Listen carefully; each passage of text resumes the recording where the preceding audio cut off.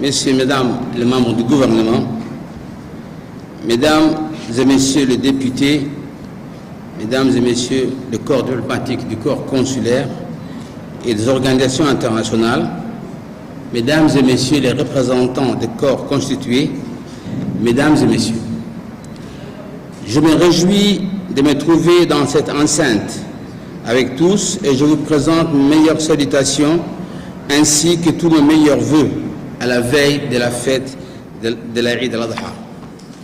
Qu'Allah nous protège et que le peuple djiboutien puisse toujours vivre en paix. Nous sommes réunis pour la première fois dans ce nouveau et magnifique siège de l'Assemblée nationale. J'en saisis l'occasion pour remercier le pays ami qui a financé et fait réaliser des travaux de cet important édifice qui symbolise l'attachement que le gouvernement accorde aux représentants du peuple djiboutien. Mesdames et Messieurs les députés, vous avez maintenant toutes les meilleures conditions matérielles pour exercer pleinement votre travail parlementaire et je m'en félicite. L'ouverture de cette deuxième session budgétaire de l'actuelle législature va nous permettre d'examiner la politique budgétaire que le gouvernement va mettre en œuvre en 2015. Ces derniers mois, marqués par le mois béni du Ramadan et les périodes habituelles des vacances scolaires et judiciaires, ont été riches en activités pour le gouvernement. Aussi, Mesdames et Messieurs, je voudrais vous en présenter d'abord les principaux actes. Sur le plan sécuritaire d'abord, après l'attentat de la place du 27 de l'indépendance, le gouvernement s'est attelé à poursuivre les terroristes étrangers qui étaient liés à ces crimes odieux. Des succès sont accomplis en ce sens. Notre système de sécurité a été renforcé et nous restons vigilants sur tous les fronts qui nous menacent. Le ministre de l'Intérieur, le ministre de la Défense, le ministre de la Justice, l'état-major de nos forces armées et le haut responsable de la sécurité nationale coordonnent avec moi-même leur action de façon permanente. Cette vigilance sera maintenue car le gouvernement mettra en œuvre tous les moyens pour protéger les personnes et les biens de notre population du sud au nord du pays contre tous ceux qui de l'étranger veulent nous attaquer. Les premiers droits auxquels aspire le peuple djiboutien est de vivre en paix et en sécurité. La région de la Corne de l'Afrique a trop souffert de luttes et de combats inutiles pour que nous ne soyons pas extrêmement attentifs. Nous le serons tous ensemble car la paix et la sécurité sont les premières conditions à remplir pour renforcer la nation djiboutienne et permettre le développement de notre économie.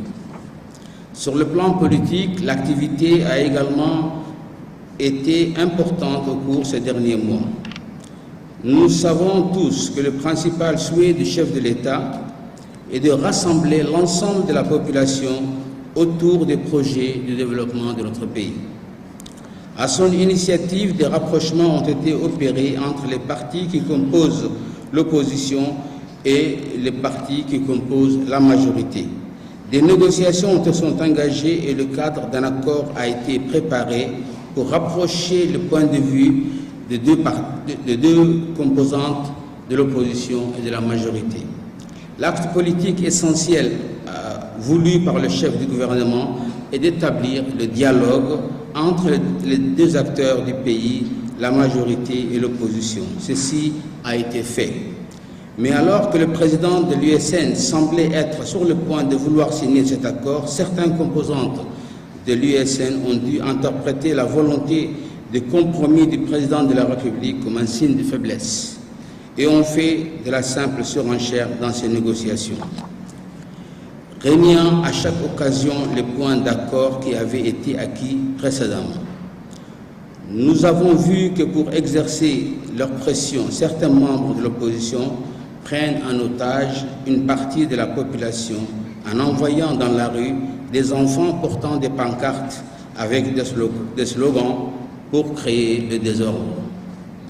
Cela est inacceptable pour le gouvernement, bien que nous soyons déterminés à poursuivre le dialogue pour arriver à un accord avec l'opposition légale. La démocratie sous-entend sur le plan politique que la majorité et l'opposition puissent s'exprimer et le premier lieu où ces échanges doivent se développer est ici, l'Assemblée nationale. Tous les responsables doivent en prendre conscience car c'est un droit à respecter envers les électeurs. C'est sans doute pour ces raisons que certains élus de l'USN ont préféré, dès le début, rompre avec les quelques contestataires permanents qui composent la coalition de l'opposition et rejoindre les bancs de l'Assemblée nationale. Ces extrémistes, en effet, ne souhaitent pas l'évolution démocratique de notre société, mais plutôt instaurer le chaos et le malheur des peuples djiboutiens. Pour ma part, je souhaite toujours que la raison de l'intérêt du pays puisse l'emporter sur les ambitions personnelles.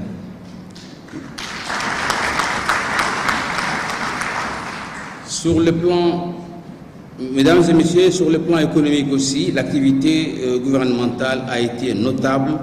La mobilisation des dons des pays du Conseil du Golfe a été concrétisée durant l'été et les premiers projets de développement débuteront prochainement. L'objectif du gouvernement a été de retenir en priorité les projets qui pouvaient être mis en œuvre rapidement pour lutter contre la pauvreté. Là encore, la volonté de rassembler du président de la République se manifeste, ne laisser aucun Djiboutien ni aucune Djiboutienne en marge de notre développement économique et l'ordre de mission donné aux membres du gouvernement. Aussi, le programme d'investissement national pour la période 2015-2018 est principalement orienté vers le secteur de l'habitat, de l'éducation, de la santé, de la solidarité nationale, de l'eau et de l'assainissement.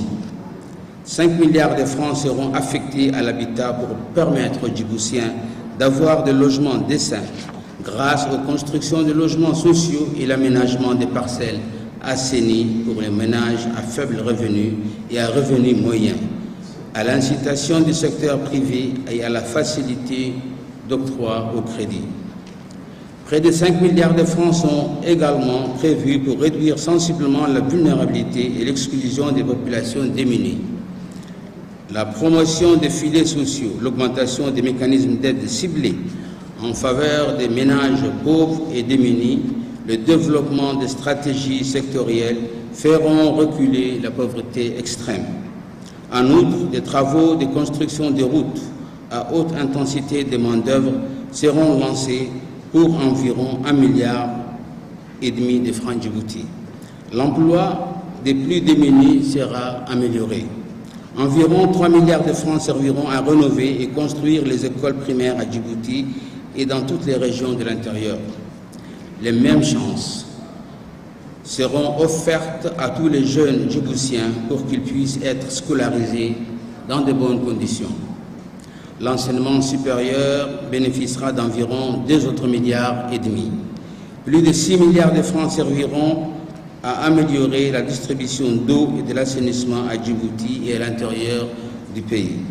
L'équipement administratif des régions de l'intérieur sera renforcé grâce à un financement total de 4 milliards de francs à Djibouti pour les préfectures, la santé, la justice, la jeunesse et les femmes. Enfin, environ 8 milliards serviront au remboursement de la dette. Ceci augmentera la capacité financière du budget dans les années à venir pour permettre d'envisager le développement futur du pays sur des bases saines. La bonne gouvernance reste le souci majeur du gouvernement. Mesdames